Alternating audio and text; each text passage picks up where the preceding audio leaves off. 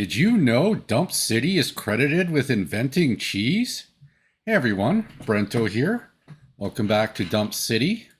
We're doing another episode here on atlasing and mapping and various other weird things that you probably didn't realize were in the game until you got to this part of the game. Check it out here. I got a new skill on my character. It's called Purity of Elements. I'd highly recommend this. And if you look at this, if I look at my defenses, when I activate it here, I got it on, hold on here, I got it on the 0 key here. I press 0. Watch this. Okay, see these defenses here? Okay, not only does it give resistances, but look at all these immunities I gain from it too. So by now you've probably noticed this Pantheon thing where you gain like some, like here this will let me avoid being frozen, but simply having this aura on also prevents me from freezing too. Of each season I've played so far, I'd say that Purity of Elements is a really great aura to have once you finish the campaign. All your auras just went down. You can focus a little bit more on your chaos resistance this way, and you don't have to, like, you need a lot of immunities to survive the higher tiers. So this is like, I would highly recommend this. This isn't a DPS. This isn't a fancy skill like skeletons. This is gonna make you survive longer when you're actually doing maps. You probably noticed these too. They're not secret CIA listening devices like laptops. We'll cover that later. What's on the show? We're gonna do some mapping basics. We'll go over the various elements of building out the map here. Some little things you might want to be aware of. Now that you're seeing this, you're going, oh my God, there's so much more stuff to learn. I'm going to go over an idea for how androids could more effectively remove all humans. And finally, we'll go over Atlas basics. Okay, so we'll do that. And but before we do that, we got to check out the item of the week. Check this out. I don't know if you noticed this earlier. Look at this. Finally got a 6-link armor. It's got pretty good stats on it too. Not bad. This is maybe some of you got your 6-link item earlier. Maybe some of you haven't got one yet, but you're going to get one soon. And this is a game changer. Your DPS goes way up as soon as you have 6-link skills. Runner-up's probably this Prophet Crown. This is a very nice item. It has lots of chaos resistance. I know my other hat has other better stats on it, but for now I'm going to use this hat for chaos resistance. As I get leveled up further, I'll switch back to that item of the week from last week, which was actually a really cool hat. Let's get back into the game here and let's do more tips for noobs like we do every week. So there's more tips than usual this week. So where do we begin here? How about the Chaos Golem? Okay, if you're looking for more chaos resistance, this as you level up your Chaos Golem too, you'll gain more resistance. You might have a golem for other purposes, but you know, if chaos damage is killing you, like poison's killing you, you might want to consider corrupted blood's an issue, right? You might want to consider getting a chaos golem, especially after finishing the campaign. And more importantly, something I've been experiencing lately, this is my 3rd season playing Path of Exile, and this is the first time I've seen this new Kingsmarch mechanic. I haven't played these seasons back to back. This is a new mechanic, so maybe if you've played before and you haven't seen this mechanic, I think I'm going to do a few basic noob tips here for how to do this. I just learned how to do this. I made some mistakes. I screwed up some things right off the bat. How about this? I'll just tell you what I screwed up. Because I thought, hey, why don't, like all farming games, why don't I get some ore right away? So what I did was I hired some miners, okay? And, you know, to do that, you go into, well, the first place you want to go to when you go to Kingsmarch, this is maybe a bit of a mini tutorial, but I'm not going to go too elaborate into it. But you want to go to the recruiter here and hire some people, okay? And you'll see them here. They'll have like 1, 2, 3, 4, or 5 level skill, okay? You can get new low-level workers on your list here and new higher ones by spending some money. I don't think this refreshes. I've never gotten this automatically refresh. You will have to pay money to get that refresh with more workers over time, but generally, I think the ones they present to you, just buy them till you run out, then buy some more. Okay, that's what I would recommend. But yeah, if you're going to wait for new offers the next day, that won't come. So that's a bit of a tip. First mistake I made was I bought 4 miners, and I actually have more miners, but they have other skills and they're other places. I bought like 7 miners. Huge mistake. You can't actually use these miners till you find the ore, and ore is very scarce to start off with. So don't buy a bunch of miners. 1 or 2 ready at any time might be useful, but I wouldn't go beyond that to start off. Yeah, they're just going to do nothing. In terms of things you can do right away, farming doesn't require anything. You can get a farmer and they'll start generating one of these crops. From what I read, you need about 5. A total level of skill level about 5 is good.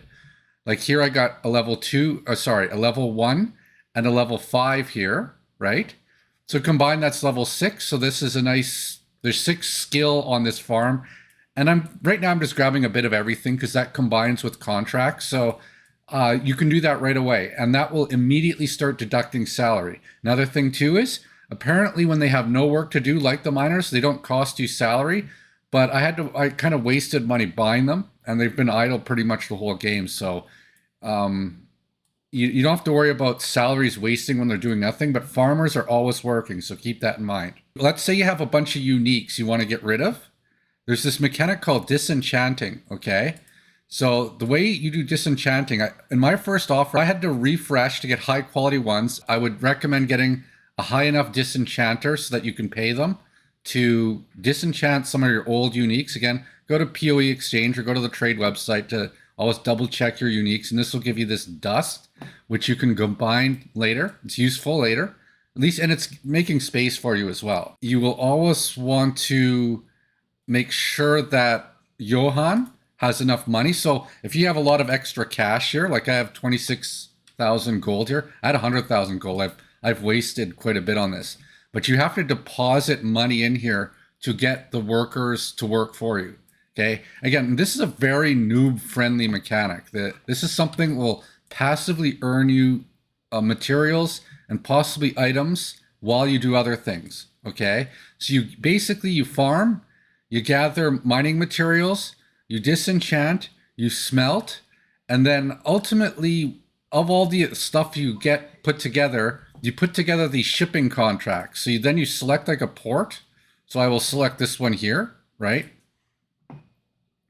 And then you select what you're going to put on your boat, okay? And from what I understand, you kind of want to match what they're looking for here. So this one's petrified amber and wheat. And you'll notice, though, there's risk unless you put enough people in there with enough shipping skills. So I'll add this guy here, and it eventually goes to 0. So that's what you do with your crew, basically. And then what happens is there's some maps. I'll include a link to that in the description of what you get back. But you'll basically get you could get int items, dex items, strength items. You could get currencies, you could get all kinds of rewards back while this is just passively happening in the background. You can even actually get them to do your maps. So if you have some old maps you're not using, you can just like put them in here and then you hit start. But if you don't have enough mappers, and that's another, I pay these guys to do mapping for me. So that's pretty crazy as a mechanic. But yeah, that's basically why you want to look into Kingsmarch. A new mechanic here. I'm still learning about it. And if you're a noob, again, from what I read, this is one of the noob friendliest mechanics to learn. Don't skip this one. If you don't have the build and everything perfect on your character, this is going to reward you way better for your time. And also just remember, the CIA recommends you keep your laptops powered on at all times for safety reasons. Okay, anyways, so yeah, that's tips for noobs. Now, let's get on to one of the main events here, which is to go over mapping. So you can do mapping from your hideout, okay? This is the way I like to set it up, because when I die, I can spawn at this waypoint and zerg it, okay? But if you haven't got a map device laid out in your hideout, you can less efficiently do it over here, okay? So if you're just getting into mapping, maybe you didn't realize you could set up a map device in your hideout, but every time I die here, I gotta run all the way from here, and I can't zerg as fast. So I prefer doing maps from my hideout, just an FYI. So you've probably also noticed by now, this guy here, you can purchase maps. And just a little heads up, as you hover over them, you can see their cost. A couple of orbs of chance isn't a big deal, but as you level up, this will get more and more expensive. See, that's 5 orbs of chance. Be careful about always buying from Kirak, because sometimes it's not the best deal, especially if you don't need it. And some of these maps will actually be very bad for your build, okay? Whenever you do a new map for the first time, like I'm still working my way through this here, I always thoroughly clear every single room. Even if if I find the boss before clearing every room, I still go back and clear every room. There's recipes on these maps, okay? So you'll notice your crafting bench, it tells you where recipes are, but rather than having to go through that process of hunting down recipes, just on a first clear of any new map, thoroughly clear it, because then you'll pretty much unlock every useful recipe without having missed it, okay? Sometimes you can find the boss right away, leave half a map unexplored, and there is one of those recipes that you missed, so don't miss that. Another thing is, hit Alt here, okay? Alt will tell you some more information about these maps, okay? So, as you can see, the bonus requires a magic or higher version of the map for tier 5, but as soon as you go up to higher levels, like tier 6 or 7, you require rare. Okay, so you can't use just a magic map for the bonus ability for 6s and 7s, and then later on you need corrupted rares to qualify for the bonuses. But you'll also notice this Fire and Fury can be captured for Soul of Solaris. Okay, so you're like, well, what's that mean, right? So this will solve another mystery. So you see here, Soul of Solaris and your Pantheon. When you do these maps, like let's say here, hold on here, we'll go back to it. Let's say here I had a lava chamber map, which I don't know if I do. Let's see if I do. I don't think I do. Let's just have a quick check. Oh, I do have one. Okay, so let's say I wanted to do the lava chamber map, but if I put a divine vessel, if you found these divine vessels and you put them in there with the map you're doing, and again, I would also want to get the bonus at the same time. So this would, if I were to put a divine vessel in there, and it also, see, it shows you the crafting bench recipe that's available on that map. So again, if I wouldn't, they're not necessarily all right at the boss. You got to kind of find everything. But if I have a divine vessel in there and I do this map, I will then be able to unlock the new ability here on the Pantheon. So just in general, the divine vessels are hard to come by, so don't be spending them like candy, okay? You kind of want to pick which ones, like, look ahead of the additional bonuses your major and minor god can give you, okay? Maybe you're going to want all 4 of these ones or all 4 of these ones or whatever, okay? I haven't even really decided on which pantheons I'm going to go with. That's for a little bit later for me, at least. But this is how you do that. The divine vessels go in with the map on the specified map when you're mapping to unlock those. So that's something I didn't understand till my first playthrough. I got halfway through all of it before I realized, oh, I should be looking for some of these pantheons as I go through it. And that's what divine vessels are actually for. Okay. Another thing too, when you're doing maps, not only can Kirak buy maps, but you also have Kirak missions here sometimes. And there's some skills on your Atlas tree that will let you spawn more of them. These are very efficient maps. You should do them as you see them, because like they're just, you don't want them to waste, okay? One other thing here, in terms of scarabs, what do? Maybe some of you figure this out. When you put a map inside here, a scarab will modify it a little bit. So you add it to your map device.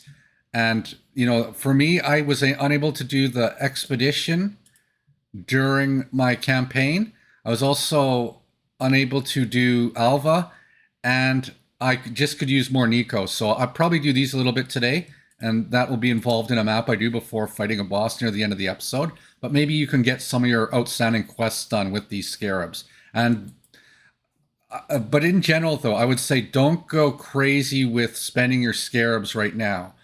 I'm only going to use a couple for those reasons, but in general, I'm going to still be stockpiling scarabs. You should still be stockpiling crafting materials and scarabs up until mid 80s as much as you can, because it's going to get tougher and tougher.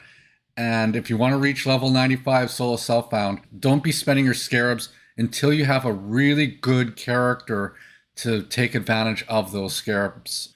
Another thing too, as you know, you can combine various things to get rewards. Like I showed you how rings could be combined to give you different types of rings. Well, maps can be done like that too. So if you have about 3 maps, either normal, magic, or rare, and you combine them, they'll go up a tier and it's random. But you can also, if you have more than one, or if you have more than 3, you can try different combos of them and you'll get a different outcome. So here I got a courtyard map, but if I had an extra silo map, which I don't, unfortunately, I could mix and match and get a different tier 5 map. The point is you can combine your maps to get other maps that you can't seem to find. Right now I'm looking for a core map, a tier 2 map, but I actually failed it twice. I wiped out completely 2 times doing the core map. You'll also notice too, your map layout might not be the same as what you see here. I believe every season, what you see at different spots varies. So just keep that in mind as well. That's the basics of mapping. For many, getting the end of the map here, clearing all the maps, that's the whole game. That should give you to level 90 or something. And that's the end game goal for a lot of people. You can go beyond that, but for most people, that's going to be quite a challenge. This will be as challenging as doing your entire campaign, if not more challenging, because they get tougher and tougher as you advance through it. So anyways, I think it's time for a bit of a Dump City commentary here. It's been, you know, we've been talking the game the whole time, and I got to obviously talk about other things. And I think it's time to talk about the idea for how androids could more effectively remove all humans.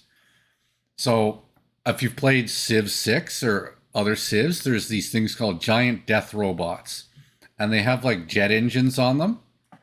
You know, I don't know how tall they would be in real life, but I think if they were like 30 to 40 feet tall, you know, maybe much heavier, like 20 times heavier than the biggest tank. And you put jet-powered arms on them and legs and everything so they can move around. You want it so that their arms have jets on them so that they could rotate and, you know, face humans and stuff if needed. And you would use these giant robots to lift heavy things like prefabricated homes. And we'd remove people from poverty by creating these robots to deliver the homes to the people that need the homes. You know, obviously your government would have to do something like that, but you could have private interests with GDRs, right? Maybe Elon Musk would have a GDR for delivering rocket parts to NASA. Maybe Bezos would have one too, but instead of using it, he would stand on his chair and yell how his search algorithms are fair. You never know. You could use these many different ways. That's how I think androids could more effectively remove all humans from poverty. Anyways, yes, there's that bit. Okay, so now on to the Atlas. Okay, let's head over to the hideout here because I don't want to hang out at Kirox too long here. Now, you're probably also watching this video because you're interested in how the Atlas works. So just whenever you hit the G key, you can remap that to different keys if you want, but you always can toggle between your map view and your Atlas view this way with this button up here. So just keep that in mind. Just a few things here. So first off, your Atlas skill points will not be the same necessarily as what you're seeing here. The layout, I believe, is always the same, like the actual shape, but the actual skills at each node vary from season to season. Okay, so bear that in mind. But what I'm going to give you here is I'm going to give advice based on 2 prior Atlas maps, and what I think, I'm a bit of a noob still, and what I think another noob will understand and benefit from when planning their Atlas. This is a bit, I'll be honest, the first time seeing this after finishing the campaign, I was a little overwhelmed by this, because it's like, oh my god, I did all this thinking on my character and everything, and now I got to do all this. So I'm just going to say, in general, don't let this take away too much of your time from your regular character building, okay? Your character is still over 90% of your time and effort.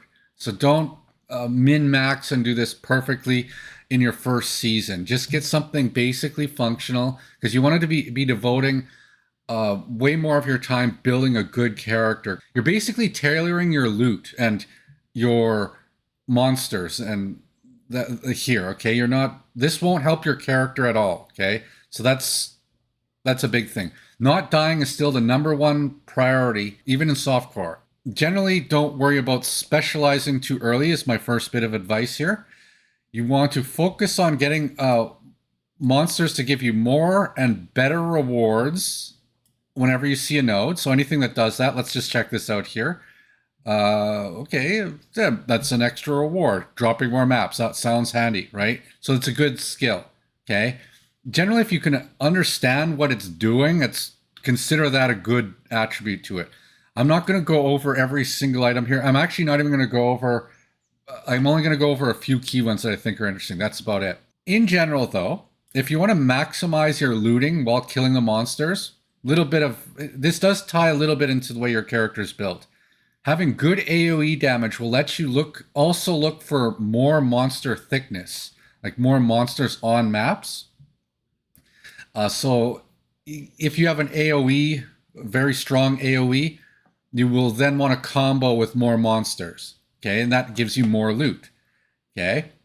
So the first objective is to get monsters to give you more and higher quality rewards. Then the next objective is to get more monsters, okay? But not necessarily tougher monsters yet, because eventually, if you can't kill the monsters, what's the point, right? So what you benefit from most will always vary with time. So I'm going for a skill tree here. I'm working a certain way up, but this will completely change multiple times. Well, I won't say completely change, but I'll probably remove and reduce some segments of it using refund points, just like planning my character, okay? So keep that in mind. Your specialization will vary over time, okay?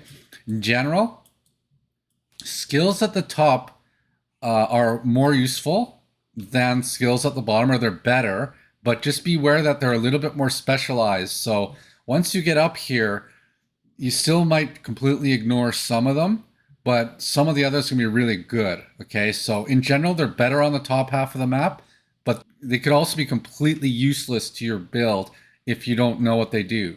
So until you're late into the season, don't worry too much about what this stuff does, okay? You'll figure it out over time. I'm just going to start you off with a basic idea to set up your atlas that I think helps you get through the maps and is understandable for a newer player, okay? So in general, things that give Kirak rewards are going to be very good for you, okay? Like here, your maps have 6% chance to grant an additional Kirak mission on completion, okay? So look for things that give you any kind of Kirak reward early on, because getting a high variety of maps lets you finish the map layout, get all your pantheons done, everything quicker with Kirak, okay? Another thing to be mindful of, I have this skill called Unwavering Vision that I'm going for right away. You see how this works?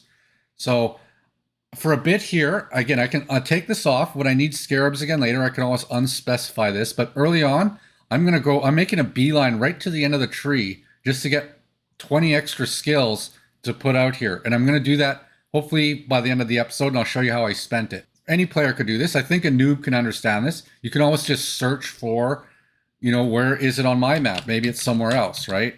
You can search for it. So that would be a general thing to bear in mind. So this is the line I'm going for, to get there as fast as possible. But once I get there, the things I'm going to look for are, and this is, again, I've read it and my experience sort of combine for this advice, but things that give you essences. Okay, so essence skills are very nice because you know how those work. And you're going to be crafting a lot of stuff, and essence crafting is fairly nice to do. So things that give you essences, this is an essence skill here. So once I get my 20 extra skill points, I'm going to put them in essence stuff along this trunk here. Okay, those are good. Shrines are very good. So up here, this is a very nice shrine. I'm going to put some points in that. There's nothing wrong with getting a buff to be even stronger, to kill the monsters faster. Nothing wrong with that. Strong boxes are very good too. Again, you should understand all these mechanics because you've done them. Okay. And again, this is a noob's guide. I'm not going to, there's some other stuff here like, what does delirium do? What's ultimatum? Like, don't concern yourself with these things yet. Okay. Start with this. Trust me. Okay. As you have the time, explore new more mechanics. Essences, shrines, and strong boxes should be your bread and butter. And anything else that makes your monsters give you better rewards, more rewards, and or monster thickness. But making monsters tougher, that depends on how good your build is. Late game mechanic, you'll notice there'll be some things here that have influence effects, okay? Like here, conquer influence pack size, right? Or here, what do we got? We got, oh, there's some memory stuff here.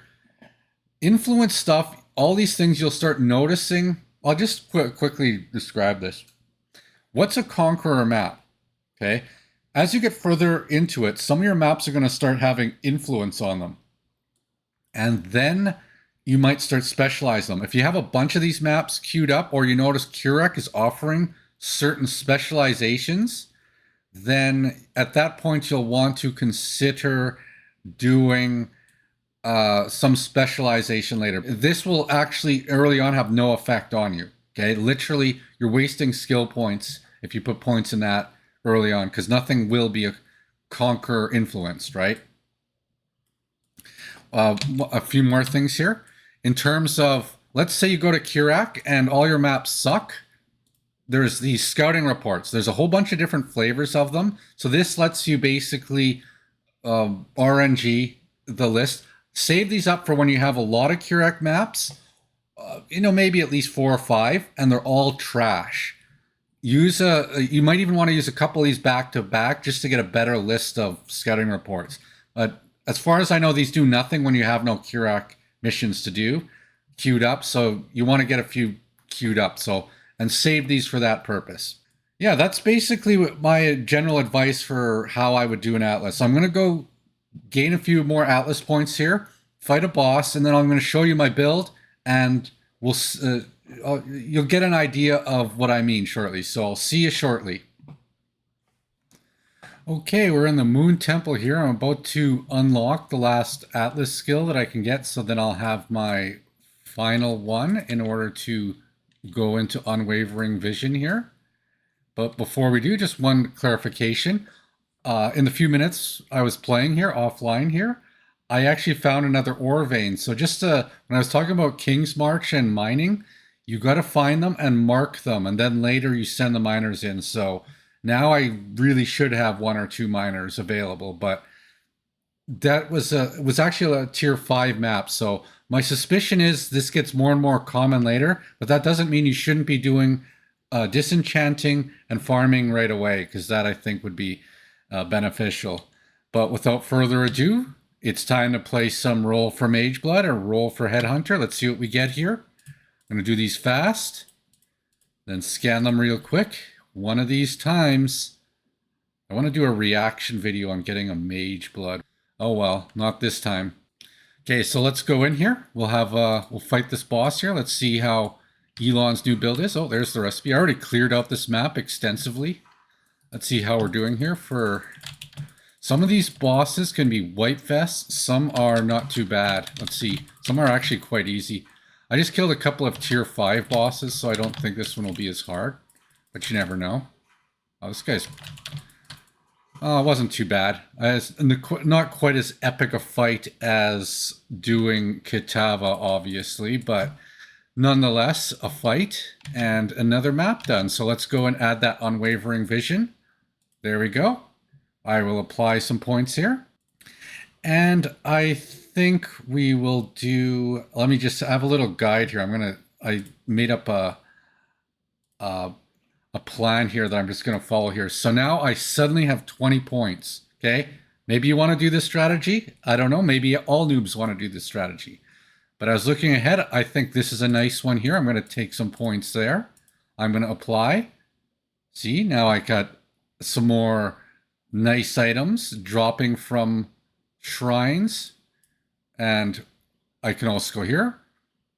It's not bad to go up these points here. This is a good one. Like I say, I'm doing an AoE attack, so I want more monsters. Okay. Another thing is I need more maps. So I'm looking for strongbox skills here. We'll add some of this here. We'll go there. And this can give me more currency. I'm not really I'm not into the divination cards, so I'm not doing that one there. But I think there was another one elsewhere here. Let me just check my cheat sheet on my screen here. Yes, I think here we got some for more shrines. Additional shrines, can't go wrong with that. And we got 3 points to go. Let's go with, I think more essence. Yeah, let's go for another essence here. And yeah, I'll keep unlocking maps. Eventually I might abandon some of these branches. Again, you can always find another way to connect to a branch. I eventually want to, there's some in this area I want to get to, but I haven't enough time to really think about that. These are just really good immediate benefits, and I'll work towards some in this area. But yeah, that's basically it. That's how I build my Atlas tree here. It's not rocket science. I'm not putting nearly as much thought as into my character. Next week, we'll do some ways to make better gems. If you're having difficulty fighting the bosses, maybe you thought that was way too easy because I'm a pro at this game and I was able to kill that boss easy, but I've been putting quite a bit more time into the character and, you know, using things like purity of elements. It's a really good skill. I would like, if there's one tip, if you're having difficulty with freezing and getting shocked and ignited and stuff, purity of elements, don't miss that benefit that it makes you immune to elemental ailments. So that's a good reason for it. So anyways, I guess that's that. And I will gain a few more levels and we'll do some gems next week. So hopefully you enjoyed the episode and I will see you next week.